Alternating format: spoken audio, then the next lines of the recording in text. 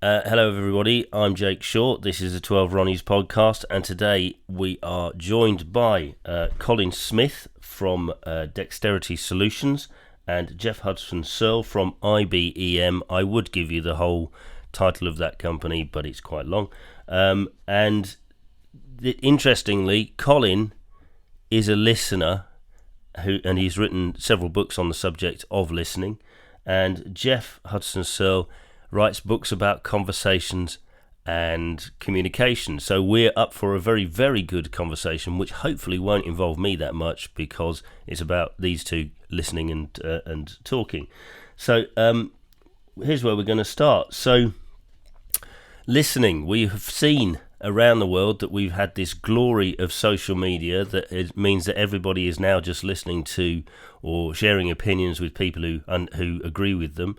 So there's not a great deal of listening going on, is there, Colin? Very much so. I think the bigger challenge is that most people believe that they are better than average listeners, when in fact we're actually very good at hearing.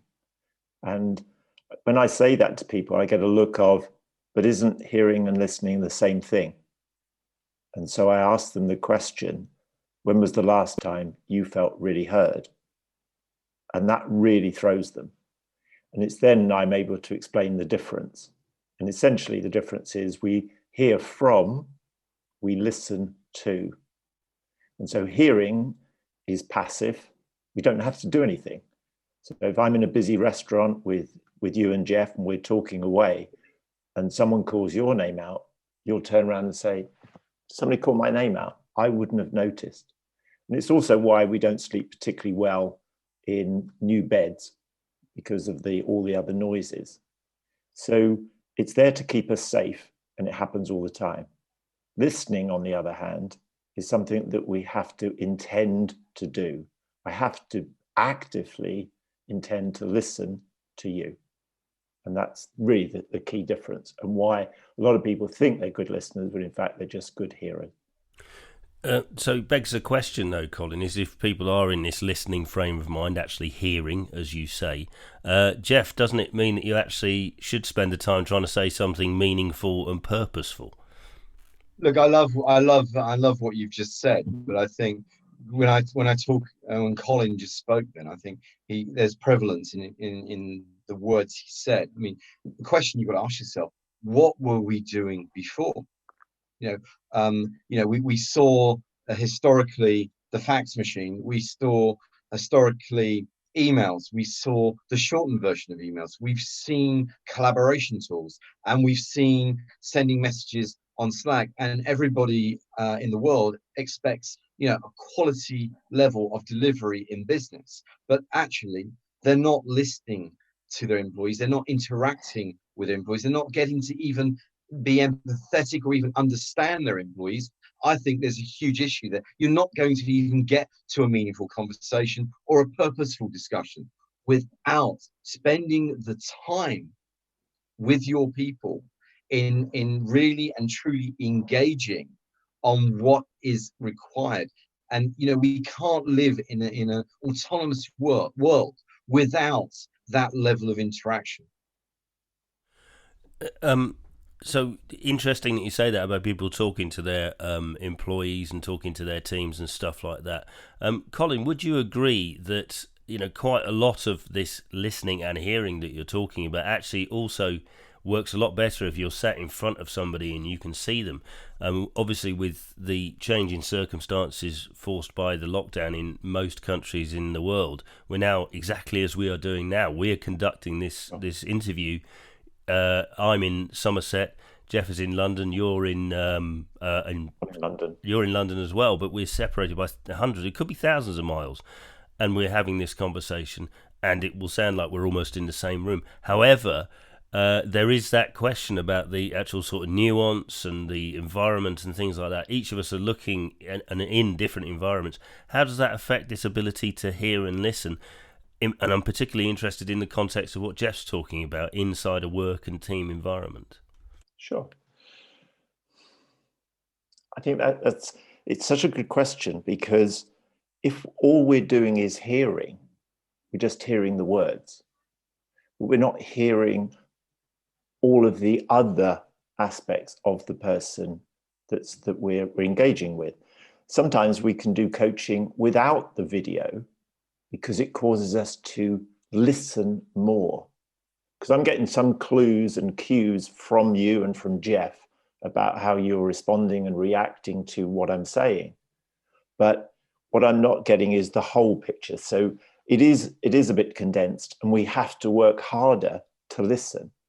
But going back to one of the things I said right at the beginning, we don't get trained in how to listen.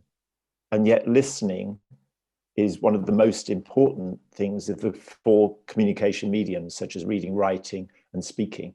Hundreds of courses on speaking and presentation skills. But how many courses have you been on or know of that are about listening? None. I think this is probably the first one. It's interesting that, I mean, people may assume this is just about a kind of psychological or mental disposition, but actually I've got in my hand here some earplugs from a company called Flare.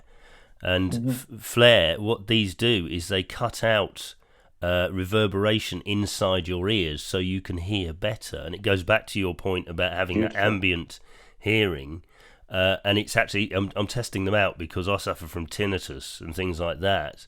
But it's very interesting because they actually point out, going back to your story about people calling your name in an ambient environment, these are supposed to make it easier for you to hear better in a physical sense.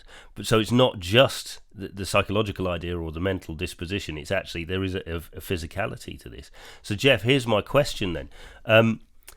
If you are you're all about having meaningful discussions, meaningful conversations, and you and I have talked about this on a number of occasions. Not just in a professional sense, we've also done it as friends. How do you think, given that we're going through all this turmoil in the US with politics, we've had the same here. We had the situation with the referendum here in the UK, where you practically had 2 camps fighting over a referendum who weren't even talking about the same thing. You know, one was talking about one issue, the other was talking about another. How do we get to that point, and I'll start with you, Geoff, how do we get to that point where we can actually find a platform where people can listen and can hear each other?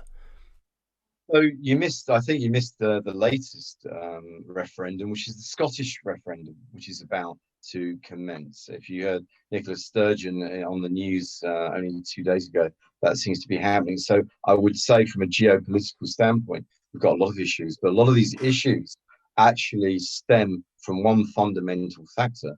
Whilst I am totally in agreement with everything Colin has done in his career, and in particular around listening, without trust, we don't have anything, whether that's remote working, whether that's in politics, whether it's how we communicate on digital media and digital platforms.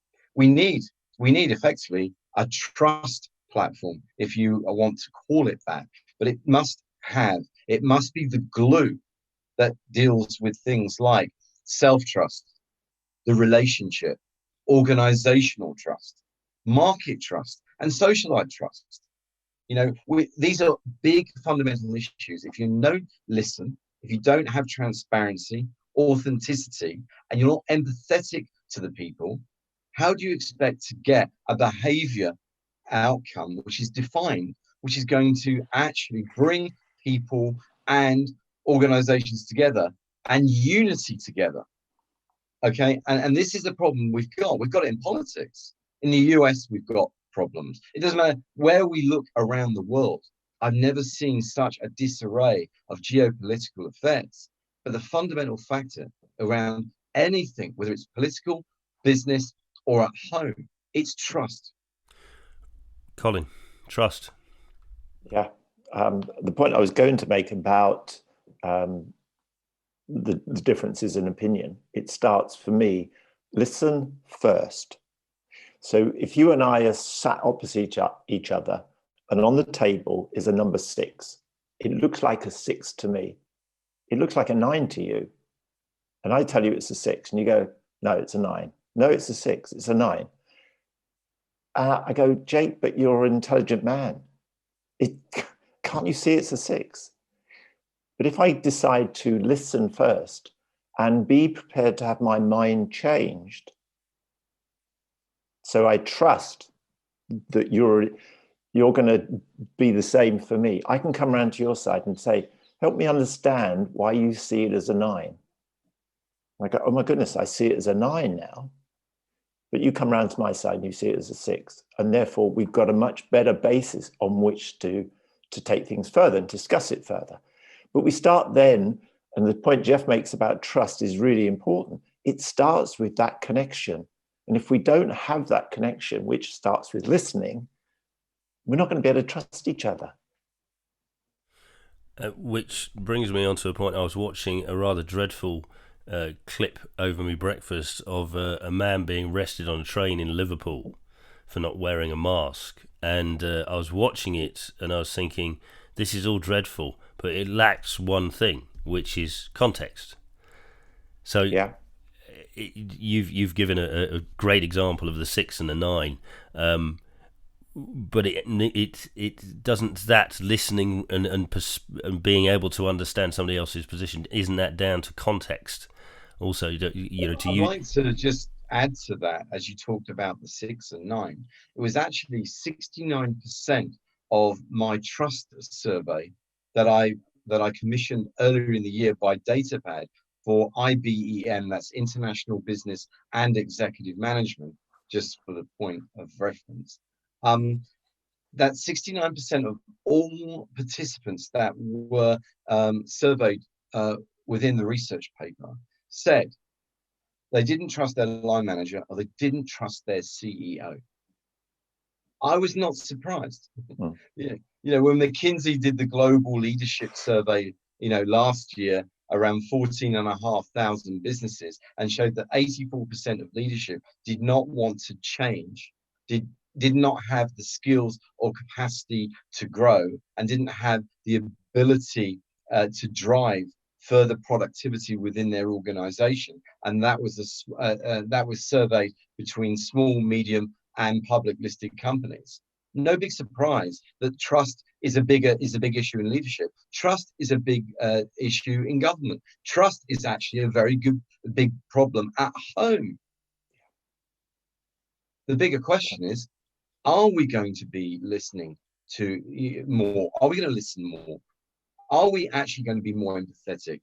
COVID-19, I know we're fed up in the tooth of discussing it, but it's a brilliant time to actually reach out to our people, government to reach out to, society, for leadership to reach out to their employees, for mum and dad and families to reach out to their children and their grandchildren, to solidify listening, to solidify empathetic reasons and care and attention and support.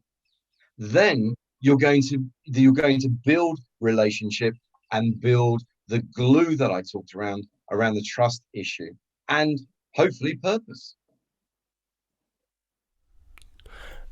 Colin, so we've talked about trust, and one of the things is that we're now facing, we're hopefully coming out of this lockdown, and the country needs to get back on its feet. So tell me about how listening and hearing is going to assist companies going into the next few months, and how they can use it to help them solidify their position and prosper. Yeah.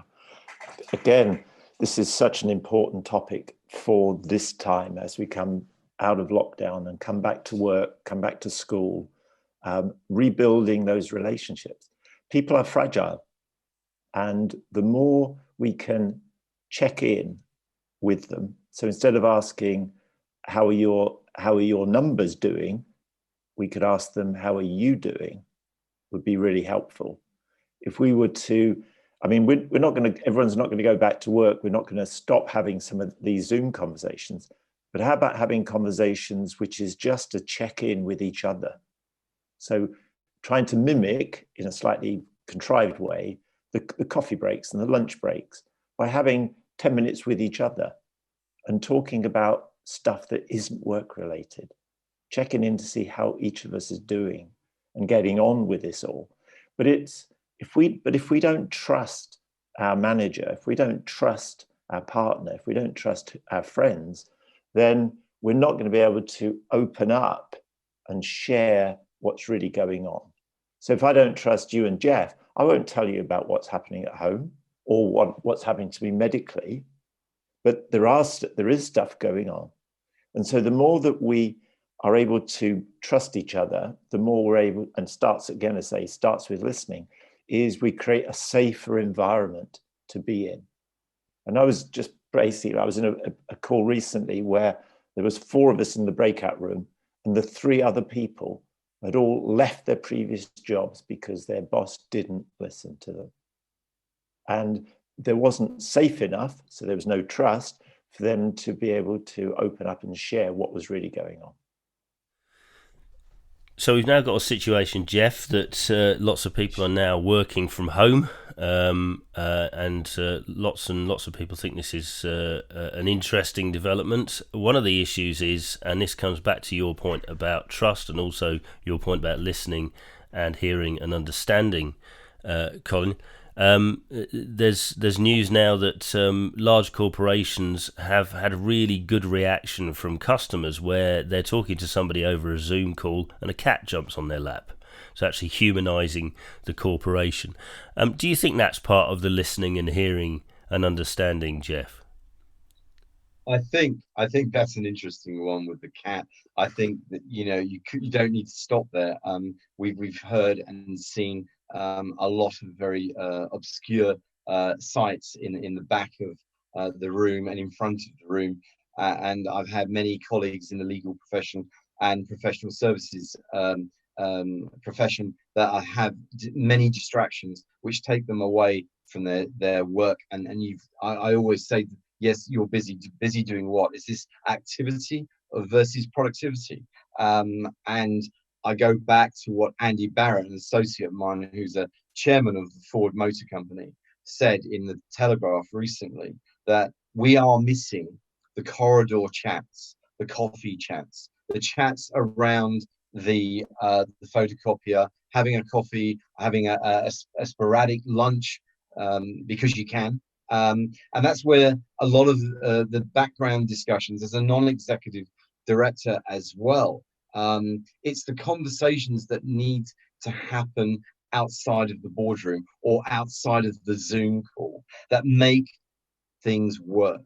And I'm back to, they're not going to work if you haven't got trust in place. Trust manages things like the increased value of a situation, accelerated growth, enhanced innovation, improved collaboration, stronger partnering, better execution. But the big one is heightened commitment and loyalty within the organization. You're not going to get that without trust, as Colin's already indicated. With, if he doesn't trust you or me, he's not going to talk about his medical conditions or family life or what's going on.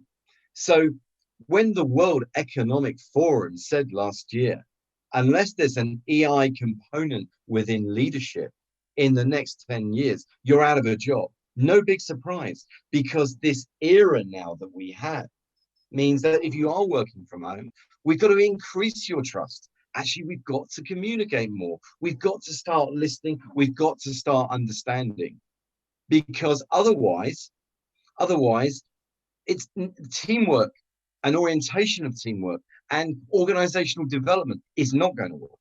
Now, I think we are going to start going back to the office. I mean, as you know, I'm quite bold generally. So I'm already in meetings in boardrooms and meetings in here, there, and everywhere to conduct certain discussions that are of paramount. But my mindset and my mind shift has changed between some of the meetings that I would have in a meeting to Zoom or Teams, and actually going to meetings where I have to have presence to have a defined outcome. That's the difference. And you've got to measure and balance that in order to be successful, because you're not going to be successful if all you do is stay on a Zoom call and hope for the best. Hope doesn't come into this era. It's about execution, as Colin spoke earlier. And I think that's an incredibly important factor in this discussion. I absolutely agree. I was a friend of mine took a 5:30 train into London yesterday, and the station was empty. And I think one of these are good things. We have to look at what COVID has done is actually accelerated a bunch of changes that were incremental before and are actually upon us. And one of the things that I think is really interesting, amongst a whole plethora of other things, is this idea of actually, as you say, quality interaction with people, which means you're going to have to get the tools together for that Colin talks about, which is the ability to listen and hear when you're having those quality interactions. It also has the knock-on effect that you want to be in venues that are going to be really nice places to have that interaction. So, we're coming up to the end here. Colin? What's your last thoughts? What would you like somebody to take away from you from this conversation today? There's a whole range of different things I could share about listening. Making more eye contact, better body language, turn off distractions. But in terms of listening, I would say if all we did today, and using this as an example, to whenever somebody comes to you with a question, you ask them what they think, and you listen to them thinking. You don't offer a solution, you don't offer a fix. And it's surprising when you do that and you just really listen to them, how that relationship will change. So the message I leave is, as I say, listen first, listen always, because people are dying to be heard, literally and figuratively. Geoff, last word. I think it's really important that we don't confuse loneliness, isolation, depression with the positive facts of what we are, human beings, and human beings are generally energetic, but they're only energetic when they meet together, and therefore we're able to increase creativity, increase knowledge, increase ideas, and be able to make agreements and actually create great things from an ability of being together.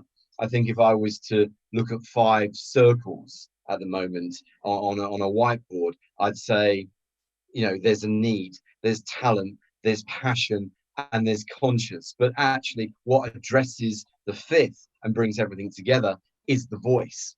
Okay, so I think it's very important that leadership, including boards of directors, need to step up with increased levels of communication and that increased voice if you're looking at increased levels of growth and development with people. Okay, and I think that's the message, that leadership has got to step up.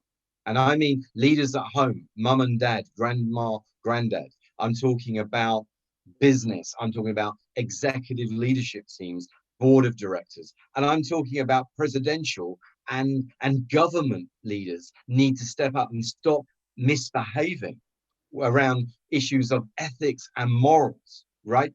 Really strong on this. And I want to leave this note without going any further on one quote, and everybody remembers Tom Peters, right? And he said, technique and technology are important, but adding trust is the issue of the decade. Excellent one to end on. Colin, where do people find you if they'd like some help with listening?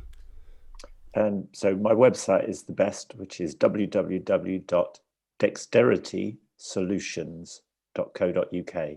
And that's DEXTERITY solutions.co.uk. And Geoff, once again, your website, please. My website, please, is www.ib-em.com or freedomafterthesharks.com, which will also have my latest book, Purposeful Discussions, detailed within it. Colin and Geoff, thank you so much for your time. Absolute pleasure to be here, Jake. Thanks, Jack.